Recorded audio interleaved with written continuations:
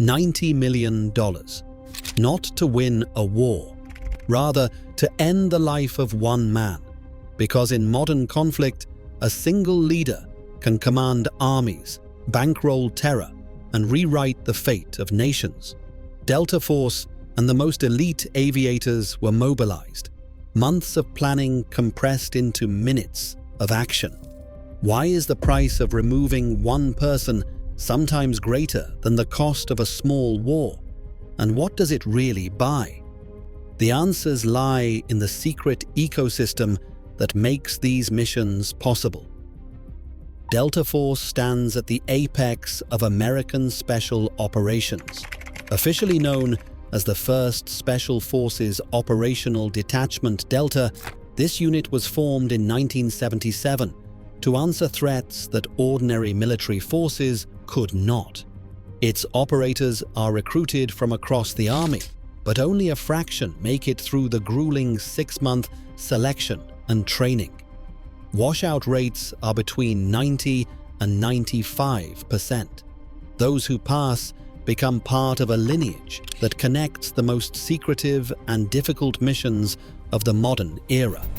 When the US needs to capture a dictator, rescue hostages, or dismantle a terror network's leadership, Delta Force is often the team that gets the call. Their history includes the hunt for Pablo Escobar in Colombia in 1993, the seizure of Panamanian leader Manuel Noriega in 1989, and the capture of Saddam Hussein in 2003. In 2019, Delta operators led the raid that killed ISIS leader Abu Bakr al-Baghdadi in Syria, flying in under the cover of darkness aboard helicopters from the 160th Special Operations Aviation Regiment, known as the Night Stalkers. The Night Stalkers are the pilots trusted to deliver Delta to the world's most dangerous doorsteps. Their blacked-out helicopters, flown at treetop level and equipped for stealth, have become a signature of these missions. Every sortie is the result of years of training and coordination, with pilots and operators rehearsing together until each movement is second nature. This level of expertise comes at a price.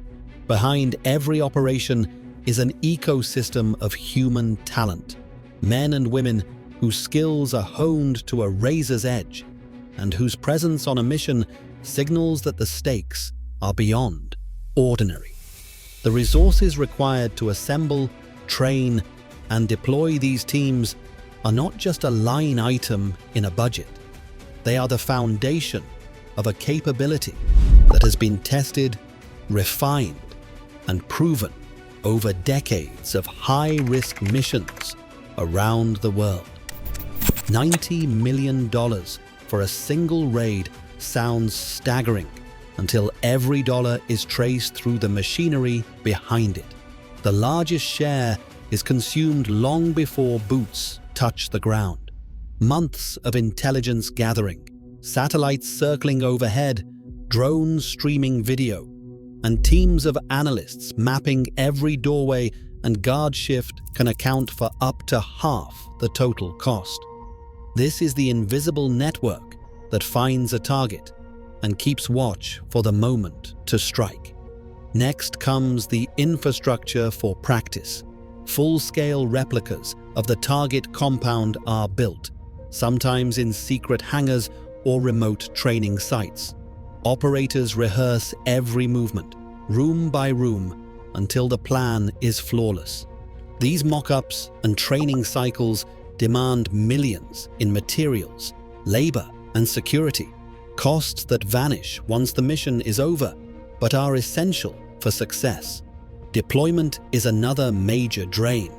Moving a small army across continents, aircraft, helicopters, ships, fuel, and weeks of staging turns into tens of millions on its own.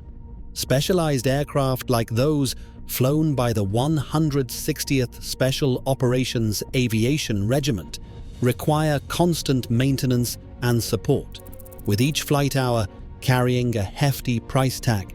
Finally, the gear itself. Encrypted radios, night vision, precision weapons, and cyber tools. These are among the least transparent costs, often buried in classified budgets. Each piece of equipment is designed for a single purpose, giving operators every possible edge, even if it means spending what seems like a fortune for a few crucial minutes.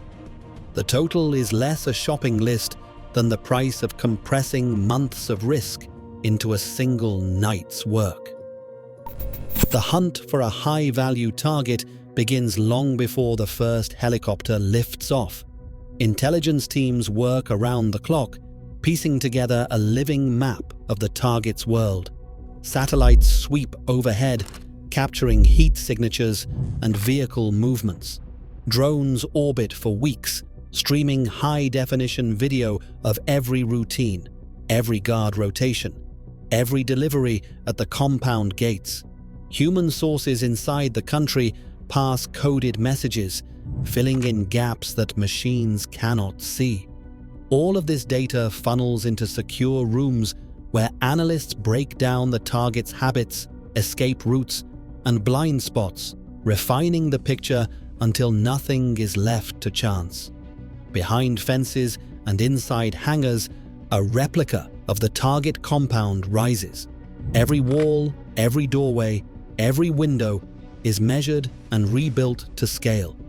Operators move through these mock-ups dozens of times, rehearsing entry points and clearing rooms in total darkness. They practice split-second decisions: who moves left, who covers the stairs, how to react if a child appears in the hallway. Each drill is timed, critiqued, and repeated until the plan is flawless. Mistakes here cost nothing but sweat. Mistakes on the real night could cost lives. Minutes of action are built on months of preparation. The goal is simple: spend as little time as possible exposed inside the target's stronghold. By the time the order to launch arrives, every operator knows the compound better than their own home. The difference between success and failure is measured in seconds, but it is built on thousands of hours spent in the shadows, turning raw intelligence into a rehearsed reality. Low over the city, the helicopters hug the dark, their rotors barely audible above the hum of generators and distant traffic. Delta Force operators, faces hidden behind night vision goggles, brace for landing. The Night Stalkers bring them in fast and low, skimming rooftops to avoid radar and small arms fire. Within seconds, boots hit the ground outside the target compound. Power cuts out, planned and precise. In the blackout, laser pointers flicker across doorways.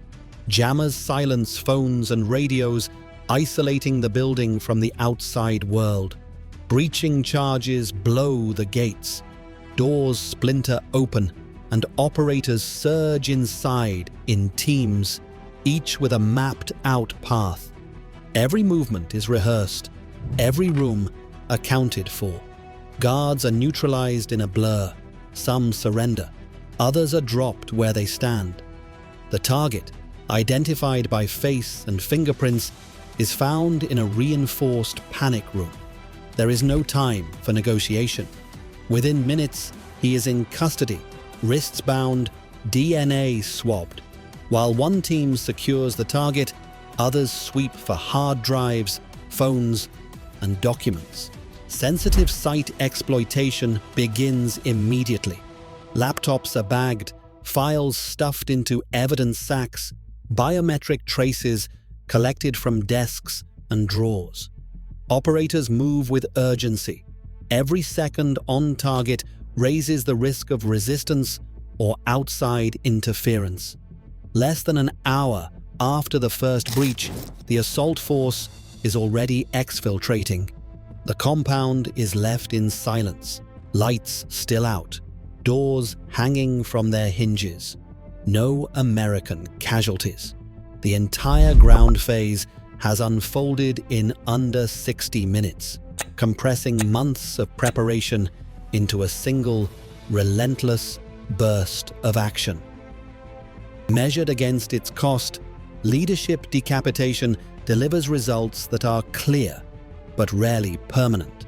Studies from RAND and the Center for Strategic and International Studies have tracked dozens of high-value target raids and found that on average, the removal of a group's leader leads to a drop in attack tempo, sometimes by as much as 20 to 50%. These slowdowns typically last 6 to 12 months, offering a window where networks scramble to reorganize. The effect is most pronounced in the early months after a raid, with some groups struggling to re-establish command or losing momentum altogether. Yet the data also reveal that over time, many organizations adapt or replace their leaders, regaining much of their original capability. The operation's value is not just in the immediate disruption, it is in the message it sends and in the deterring effect that follows. No one is untouchable, and safe havens do not exist. The toll of these operations is measured in more than dollars or headlines. For every successful raid, there are operators who carry invisible wounds home.